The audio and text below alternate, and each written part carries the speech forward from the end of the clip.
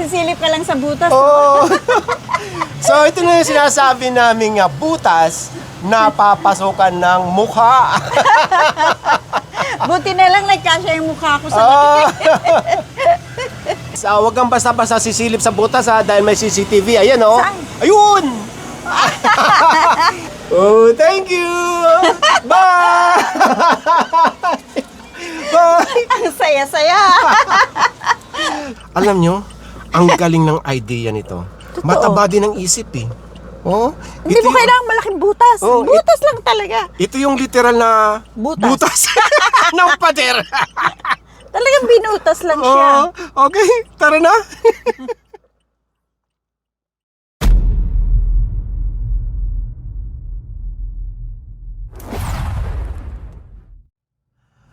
So, kakocross lang natin ang EDSA. At nandito tayo sa Timog at ang oras ngayon ay, sweetie, Alauna na po ng hapon. same day, June 20, 2025 at Friday. Yun. After natin sa UP Campus, ito, doon sa Good Food. Kaya nga, ang sarap kumain. Sarap kumain doon. Tapos ngayon, mayroon tayong papasukang butas. Sigurado yung nakasya tayo. Pagka nakapasok ka daw sa butas na yon, makakaramdam ka ng sarap. Ay, 200 meters, turn left onto SCT. Oh. Bardalaza. Yan. Bardalaza.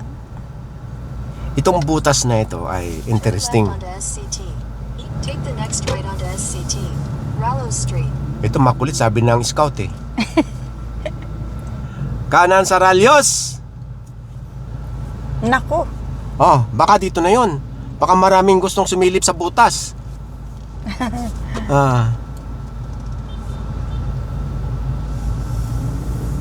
Hanapin mo nga dyan. In 600 meters, Oh, malayo pa. destination will be on the left. Left. Grilled Pati- bar restaurant. Oo. Ay, ang dami. Esguera, Kurubuta. Kurubuta.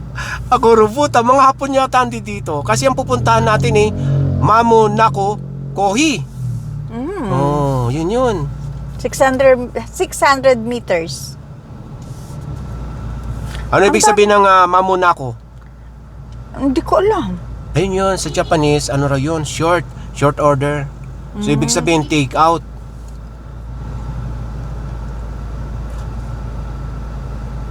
Wala, sana.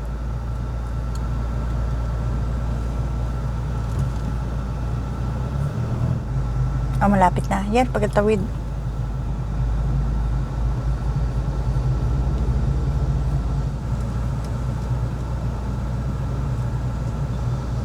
Sana ba yung butas na yun? Hindi natin makita-kita. Malamang ito. Sa kaliwa. Ay, ito na. Dito na. Destination is on the left. Ano kayang bestseller nila? Ang cute Oo. naman. Sisilip ka lang sa butas. So, ito na yung sinasabi naming butas na papasukan ng mukha.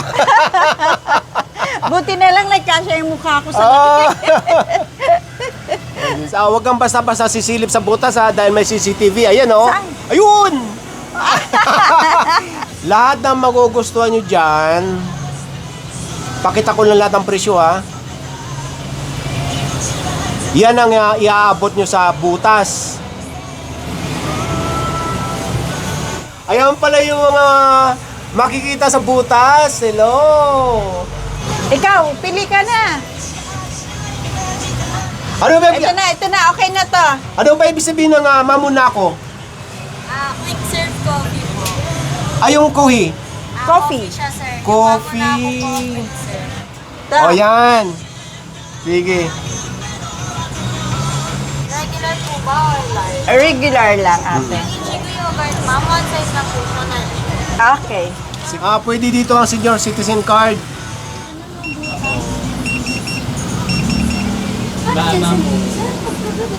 Right! Oh, thank you!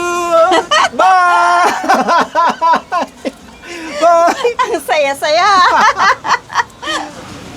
Ayan na yung mga order natin. Di ba? Ito natin titikman sa loob or i-review.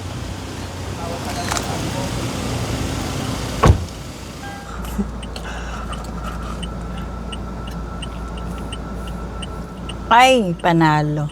Anong lasa? Matamis. Malinamnam. So anong Gusto mo? anong flavor niya? Taro cheese. Ah, taro cheese. Okay yung straw. Malaki. Pasok lahat talaga yung lasa. Creamy, ano? Tapos, ito yung maganda. Kasi nararamdaman mo yung or nafe-feel mo yung ice. Hindi masyadong pino. Kasi pagka pinong-pino, tawag dito para na siyang shake, di ba? Dito may ice pa siya. May butas talaga, oh. Yan yung butas. Bang cute. Sabi ko sa'yo, ito yung kakaibang butas eh. Tikman naman natin yung isa. Ito namang order ko yung Ichikoro. Okay yung kanilang dahil yung cup nila may takip. Hindi basta-basta matatapon. O di ba, rinig nyo yung ice. Coolers. Coolers, tama ka. Nakasilip talaga sila sa butas. Ang cute. Oh, ano sa panlasa mo? Maasim-asim. Di ba? Kakaiba yung talam ng kanyang maasim-asim na matamis-tamis. At parang mayroong konting alat-alat, ano? Tama ba? Wala naman. Pero masarap siya. Di ba? Mas gusto ko to. Yan, maasim. Mas gusto ko ito. Order ko ito eh. Oo nga. Bakit? Pero pagkatapos mo nito, inom ka niyan. Ibig sabihin, gusto mo yan. Gusto ko ito. Pare masarap. Order po kayo nito. Tatanong... Cheesy taro. Kasi pwede naman magtanong dahil first time nga natin, ano talaga ang kanilang recommended na mga flavor or colors or coffee.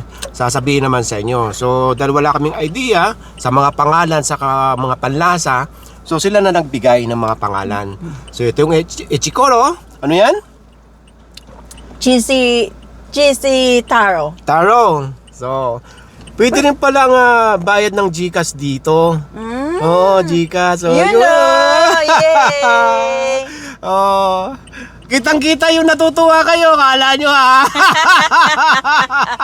So ibig sabihin, marami nag-enjoy dyan sa butas na yan, di ba?